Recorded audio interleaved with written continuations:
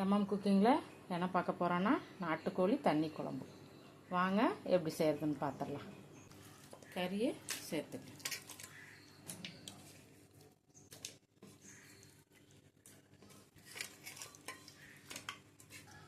கூட ஒரு 2 ஸ்பூன் அளவு இஞ்சி பூண்டு பேஸ்ட்டு சேர்த்துக்கலாம். ஒரு 1/2 ஸ்பூன் அளவு மஞ்சள்தூள் சேர்த்துக்கலாம். கொஞ்சமாக வெங்காயம் சேர்த்துக்கலாம். கூடவே போட்டு வேக வைக்கல குழம்பு நல்லாயிருக்கும். எப்பயுமே கறி குழம்புல எல்லாம் சேர்த்து வேக வச்சு வைக்கல நல்லாயிருக்கும். உங்களுக்கு அளவு வச்சுக்கலாம். இதை கறி முழுகிற அளவுக்கு நம்ம தண்ணி ஊற்றி வேக வச்சுக்கலாம்.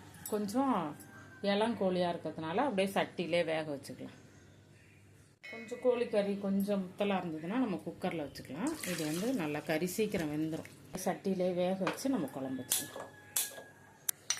நல்லா அப்படி கலந்துட்டு ஒரு மூடி போட்டு வேக வச்சு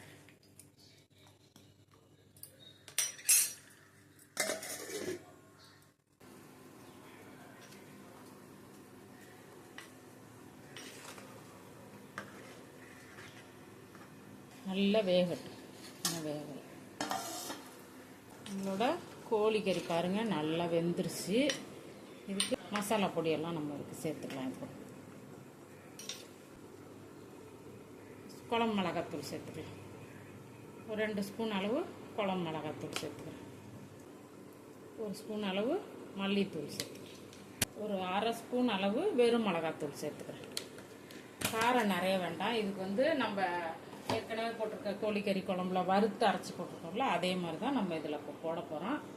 அதனால் காரம் கொஞ்சம் கம்மியாகவே சேர்த்துக்கோங்க. குழம்புக்கு தகுந்த மாதிரி எப்பவும் சேர்க்குறத விட கொஞ்சம் காரம் கம்மியாக சேர்த்துங்க. இதுக்குள்ளே உப்பை சேர்த்துக்கலாம்.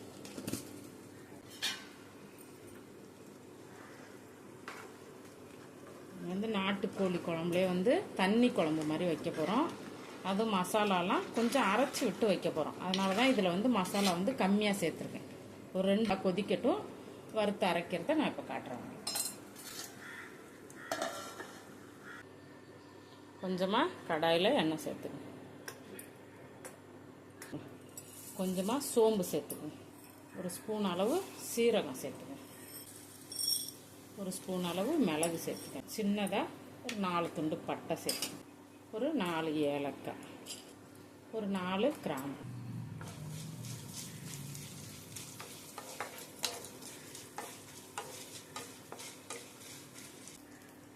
கொஞ்சம் வெங்காயம் சேர்த்துக்கணும்.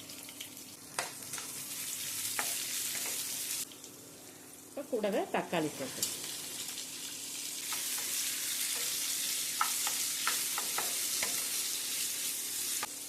ஒரு சின்ன மூடி 1/2 மூடி தேங்காய். இதெல்லாம் நல்லா வதங்கினோன்னே நம்ம இதை அரைச்சி எடுத்துகிட்டு வந்துடலாம். நம்ம போட்ட மசாலாலாம் சேர்ந்து குழம்பு நல்லா கொதிச்சிருச்சு. இப்போது நம்ம அரைச்சி வச்ச மசாலா இது கூட சேர்த்துக்கலாம். நல்லா அருமையாக இருக்கும். நல்லா வாசனையாக இருக்கும். குழம்பு சாப்பிட்றதுக்கு டேஸ்ட்டும் அருமையாக இருக்கும். தண்ணி குழம்பு வைக்கலாம், நாட்டுக்கோழி தண்ணி குழம்பு வைக்கலாம். இந்த போல் நீங்கள் வச்சு சாப்பிட்டு பாருங்கள். நல்லாயிருக்கும் டேஸ்ட் உங்களுக்கு. இன்னும் கொஞ்சம் நம்ம இப்போ இதில் தண்ணி சேர்த்துக்கலாம்.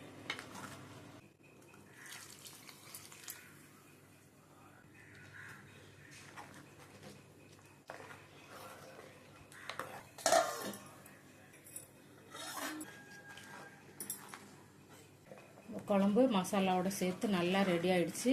இது இப்போ நம்ம தாளித்து ஊற்றி இறக்கிடலாம். கடாயில் கொஞ்சமாக எண்ணெய் சேர்த்துக்கணும். கொஞ்சமாக சோம்பு, ஒரு துண்டு பட்டை, 2 பிரிஞ்சி இலை, கருவேப்பிலை,